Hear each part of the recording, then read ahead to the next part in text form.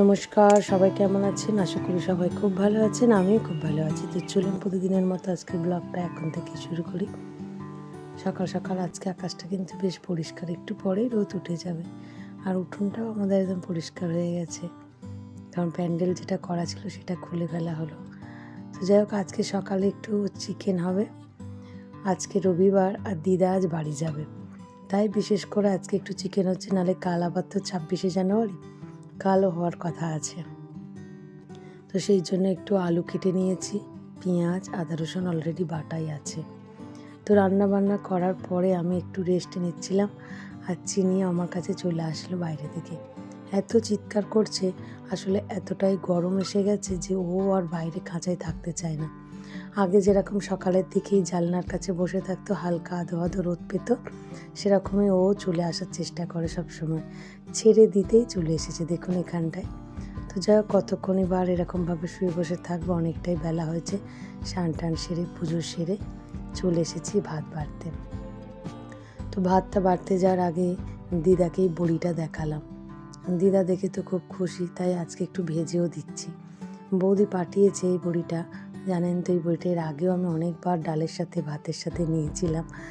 যাই হোক, এটা গয়না বড়ি, কিন্তু গয়নাগুলো সবই ভেঙে গেছে, একটাও ডিজাইন পুরো আর নেই। যাই হোক, কিন্তু খেতে তো সুন্দর মচমচে হয়। তো এটাকে আমি তেলে হালকা করে একটু মচমচে করে ভেজে নিচ্ছি। আজকে গয়না বড়ি আর একটু তেল ফোঁটা দিয়ে পেঁয়াজ কলি দিয়ে বেগুন আলু দিয়ে একটা চচ্চড়ি বানিয়েছি, এবং চচ্চড়িটা অল্প বানাইনি, এক ডিশ বানিয়েছি। সেটা অসীমা, পিকু, আমাদের বাড়িতে যে আসে কাকিমা কাজ করতে, তাকে, বৌদির জন্য, সবাইকে দিয়েছি। কারণ সবারই আশা ছিল ওই তেল পোঁটাটা দিয়ে চচ্চড়ি খাবে। আসলে ওটা কাতলা কাটা তেল ছিল, একটুও তিতো ছিল না তেলটা, এত সুন্দর গন্ধ ছিল। তার জন্য এরকম তিতো ছাড়া, মানে উচ্ছে ছাড়াই ওইভাবে একটা চচ্চড়ি বানিয়েছি, আর চচ্চড়িটার টেস্টও হয়েছে দারুণ। তো যাই হোক, চুলোর মোটামুটি এটা ভাজা আমার হয়ে গেছে, এবার আমি ভাত বাড়ি। চিকেনটা যেহেতু সকালে রান্না, তাই ইন্ডাকশানে একটু আমি গরম করতে দিয়েছিলাম। তো এখন আপাতত গরম হয়ে গেছে, সবার জন্য মোটামুটি বেড়ে নিয়েছি। আর ওই আজকে বায়না করলো ও আবার এই সব রকম প্লেট করা ডিশটার মধ্যেই খাবে। তো ডিশটার মধ্যে বাবু আরও দুজনে মিলেই বায়না করছে, কিন্তু বাবু এর মধ্যে সব কিছু মাখিয়ে খেতে পারবে না।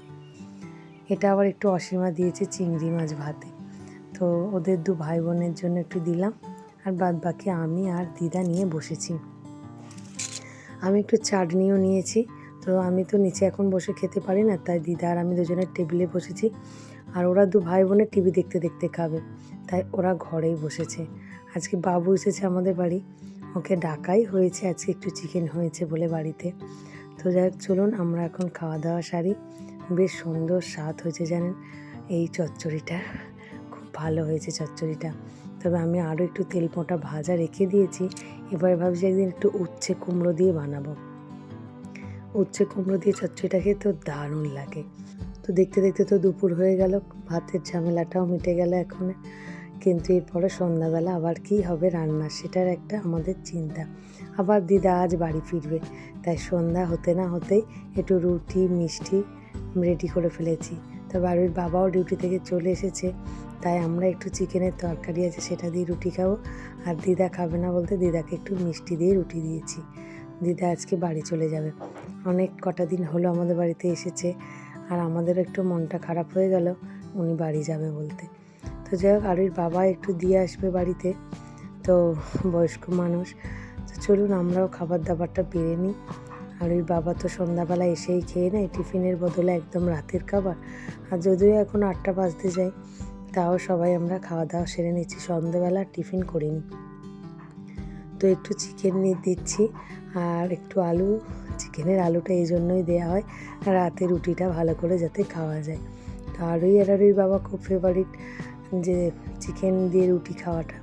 তো ওরা দুজনে বসে গেছে, আমিও একটু খেলাম। আর এখন দিদা পুরো রেডি হয়ে বেরিয়ে পড়েছে, আর ওই বাবা দিতে যাচ্ছে, আর ওই ব্যাগ নিয়ে রেডি হয়েছে দিদাকে গাড়ির মধ্যে তুলে দেওয়ার জন্য। তো আস্তে আস্তে দিদা গাড়ির মধ্যে উঠবে, খুবই মানে একটা ভয় ভয় ব্যাপার থাকে, বয়স্ক মানুষ তো সেই কারণে। তবে আর ওই বাবাকে বারবার বলেছি গাড়ি আস্তে চালাতে, কারণ আমি যথেষ্ট বয়স্ক, আর গাড়ি চলার পথে অনেক রকম রাস্তায় সমস্যাও আসতে পারে, সেই কারণে। তবে যদিও দিদার একটু এরকম সাহস আছে, এরকমভাবে উনি আসেন মামার গাড়িতে করে, তো উনি যথেষ্ট সাহসী। তো এই দেখুন আস্তে আস্তে গাড়িতে উঠছে। তো যাই হোক, আমার বাড়িটা আজকে পুরোপুরি ফাঁকা হয়ে গেল। সেদিন তো কিছু বান্ধবীরা চলে গিয়েছিল, আর আজকে দিদাও চলে যাচ্ছে। সবারই একটু মন খারাপের সাথে সাথে আবার দিদাকেও টাটা দিতে হচ্ছে। তো চলুন ভিডিওটা আজ এখানে শেষ করি। আগামীকাল একটি নতুন ব্লগে আপনাদের সাথে আমার আবারও দেখা হবে। সবাই সুস্থ থাকবেন, ভালো থাকবেন, সবাইকে ভালো রাখবেন। আর ভিডিওটা কেমন লাগলো অবশ্যই কমেন্ট করে জানাবেন। ভালো লাগলে একটা লাইক, সাবস্ক্রাইব করে পাশে থাকবেন। চলুন টাটা।